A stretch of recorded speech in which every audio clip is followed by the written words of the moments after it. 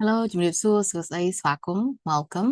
This is Conversational English and Conversational English and ការសន្ទនាភាសាអង់គ្លេសនិង United States Citizenship Questions. United States Citizenship Questions សំណួរសម្រាប់ការចូលសញ្ជាតិអាមេរិក Lesson 169 Lesson 169 ឬ Lesson 169 ឬ Lesson 169 ឬមេរៀនទី169 Today is Wednesday, October 1st, 2025. Wednesday ថ្ងៃពុធ October ខែតុលាឬក៏ខែ10 First ទី1 2025 2025 ឬ 2025 មានន័យដូចគ្នា 2025 ទាំងអស់ហ្នឹងមានន័យថាថ្ងៃពុធទី1ខែតុលាឆ្នាំ2025 Wednesday, October 1st, 2025. I have a Zoom class every Wednesday evening. I have a Zoom class every Wednesday evening. ខ្ញុំមានថ្នាក់ Zoom រៀងរាល់ថ្ងៃថ្ងៃពុធ The U.S. government was shut down on October 1st, 2025. The U.S. government was shut down on October 1st, 2025. រដ្ឋាភិបាលសហរដ្ឋអាមេរិកត្រូវបានបិទនៅថ្ងៃទី1ខែតុលាឆ្នាំ2025 Closed, shut down ហើយនឹងបិទទាំងអស់ហ្នឹងន័យដូចគ្នា Government រដ្ឋាភិបាល Government រដ្ឋាភិបាល Shut down បិទឬក៏ closed shut down បិទឬក៏ closed មានន័យដូចគ្នា How long will the shutdown last? How long will the shutdown last? តើការបិទនឹងមានរយៈពេលប៉ុន្មានតើគេបិទយូរប៉ុណ្ណាប្រហែលថ្ងៃប្រហែលខែប្រហែលអាទិត្យប្រហែលឆ្នាំចម្លើយមួយដែលយើងអាចប្រើបាន No one knows. No one knows. គ្មានអ្នកណាម្នាក់ដឹងទេ No one knows. Okay, how long will the shutdown last? No one knows. No one knows. All hands on deck. All hands នឹងមានន័យថាដៃ on ពីលើ deck ហ្នឹងគឺនៅលើទូកឬក៏លើកណូត deck all hands on deck បើយើងបកប្រែពាក្យហ្នឹងឆៅមានន័យថាដៃទាំងអស់នៅលើនាវាឬដៃទាំងអស់នៅលើទូកប៉ុន្តែន័យរបស់វាមានន័យថាអ្នកទាំងអស់គ្នាជួយចូលរួមម្ដាយមួយជើងជួយគ្នាអូខេគេហៅទាំងអស់គ្នាឲ្យចូលភាសាខ្ញុំហៅអីសាមគ្គីចូលសាមគ្គីជួយគ្នា all hands on deck អាហ្នឹងគេហៅយើងឆាប់ឡើងមកជួយទាំងអស់គ្នាម្ដាយមួយជើងឲ្យហើយ all hands on deck អូខេនិយាយពាក្យសាមញ្ញ everyone help everyone អ្នកទាំងអស់គ្នា help មកជួយ everyone help អ្នកទាំងអស់គ្នាជួយឬមកជួយ everyone help Okay, please say one sentence or one word in English. You may use your notes from prior lessons. Please say soនិយាយ one មួយ sentence មកល្បះមក clear មកល្បហើយមកល្បះហ៎ sentence or ឬ one មួយ word ពាក្យមួយម៉ាត់ okay one word នឹងមានន័យថាពាក្យ in នៅក្នុង English English អង់គ្លេសឬក៏ភាសាអង់គ្លេស you អ្នក may អាច use ប្រើ your របស់ notes ซึ่ងការយើងកត់ទុកក្នុងសៀវភៅ notes from អំពី prior មុន lessons ហ្នឹងមេរៀនអូខេបកប្រែទាំងអស់ទៅតាមភាសាទៀត please say one sentence or one word in English you may use your notes from prior lessons អូខេឃ្លាទី1 please say one sentence or one word in English សូមនិយាយមួយឃ្លាឬមួយពាក្យជាភាសាអង់គ្លេស you may use your notes from prior lessons អ្នកអាចប្រើសៀវភៅសរសេររបស់អ្នកពីមេរៀនមុនមេរៀនចាស់ហ្នឹងហើយរាល់ថ្នាក់ខ្ញុំហៅឲ្យកូនសិស្សនៅក្នុងថ្នាក់ខ្ញុំគាត់ហាត់អានពីមេរៀនចាស់ឬក៏តែងល្បះថ្មីជាភាសាអង់គ្លេសមួយម៉ាត់ក៏បានមួយឃ្លាក៏បាននេះគឺជាល្បះដែលគាត់តែងមានថាគាត់ថា Sunday I went to church for the first time គាត់ថាថ្ងៃអាទិត្យគាត់បានទៅលើកដំបូងទៅ church ទៅជុំពួកម៉ាក់គាត់នៅ church ហេ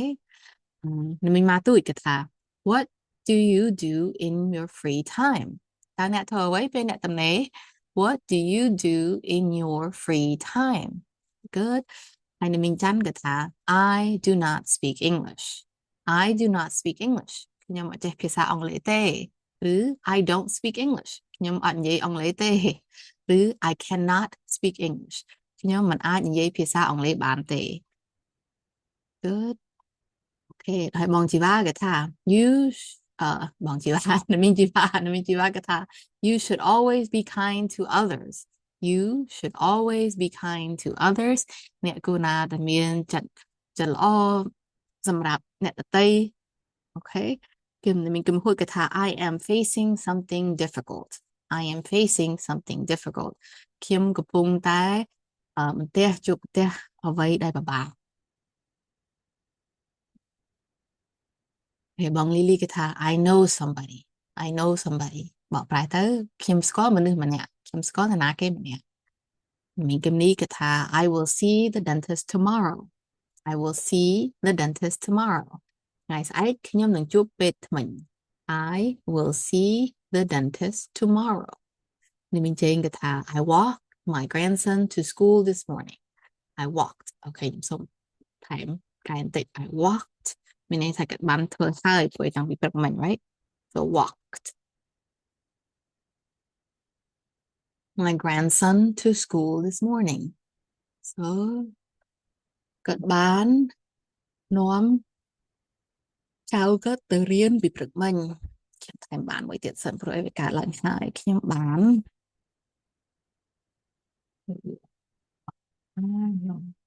អូខេខ្ញុំបាននាំចៅទៅរៀនព្រឹកមិញព្រោះឲ្យវាកើតឡើងហើយម្ដងទៀត I walked my grandson to school this morning ខ្ញុំបាននាំចៅខ្ញុំទៅរៀនព្រឹកមិញ I walked my grandson to school this morning ទៀតមានចាន់រីគេថា I suggest the steamed fish ខ្ញុំណែនាំខ្ញុំសូមឲ្យសាត្រីចំហុយ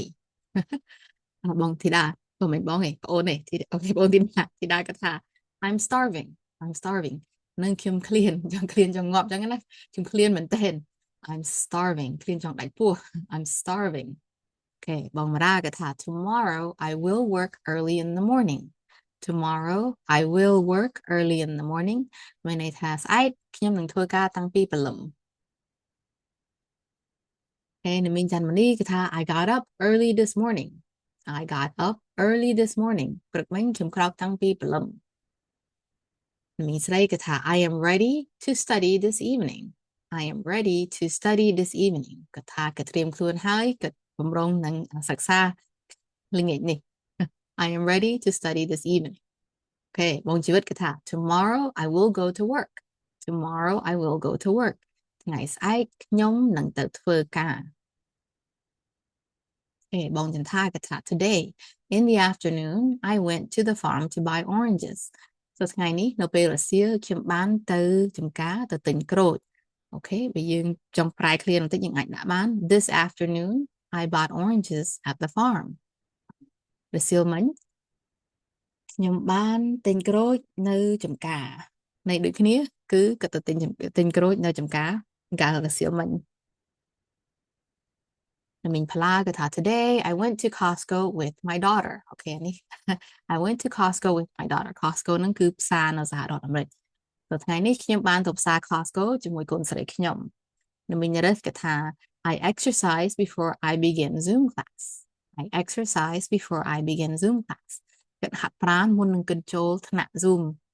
Okay I exercise ខ្ញុំហាត់ប្រាណ before មុន I នឹងខ្ញុំ begin ចាប់ផ្ដើម Zoom class ថ្នាក់ Zoom Okay ពូសាវីគេថា Hi it's good to see you Hi it's good to see you សួស្ដីល្អណាស់ដែលបានជួបអ្នកគឺរីករាយណាស់ដែលបានជួបអ្នក Okay Hi it's good to see you អូខេនេះចូលដល់សំណួរសម្រាប់ចូលសញ្ជាតិហើយអូខេចាប់ផ្ដើមខែ10ថ្ងៃទី20ឆ្នាំ2025អ្នកដែលចុះឈ្មោះចូលសញ្ជាតិក្រោយពីថ្ងៃ10ថ្ងៃទី20ឆ្នាំ2025សំណួរនឹងតឡើងពី100សំណួរទៅ128សំណួរហើយសំណួរខ្លះគេផ្លាស់ប្ដូរខ្លះមកឲ្យខ្ញុំបរៀនទាំងពីរព្រោះឯកសិស្សខ្ញុំអ្នកខ្លះក៏បានដាក់กระดาษស្នាមចូលមុនខែ10ថ្ងៃទី20ឆ្នាំ2025ហើយអ្នកខ្លះក៏អត់ទាន់ដាក់กระดาษចូលទេមកឲ្យខ្ញុំបរៀនទាំងពីរស្របគ្នាបដ ாய் គេអានេះឆ្នាំ2008សំណួរចាស់77 What did Susan B Anthony do ម្ដងទៀតអានឹងមានអក្សរខ្មែរជួយយើងឆ្នាំ2008 77 What did Susan B Anthony do What did Susan B Anthony do តើ Susan B Anthony បានធ្វើអ្វីខ្លះឬបានធ្វើអ្វីខ្ញុំថែមខ្លះទៀតអូខេចម្លើយទៅធ្វើ2ចម្លើយមាន2យើងជ្រើសរើសមួយណាដែលងាយស្រួលចាំយើងប្រើមួយហ្នឹងទៅមួយណាក៏បានចម្លើយទី1 fought for women's rights fought for women's rights តស៊ូដើម្បីសិទ្ធិស្ត្រី fought for women's rights អូខេចម្លើយមួយទៀតដែលយើងអាចប្រើបានគាត់ fought for civil rights fought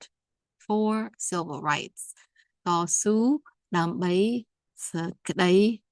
ដើម្បីសិទ្ធិស៊ីវិលអូខេ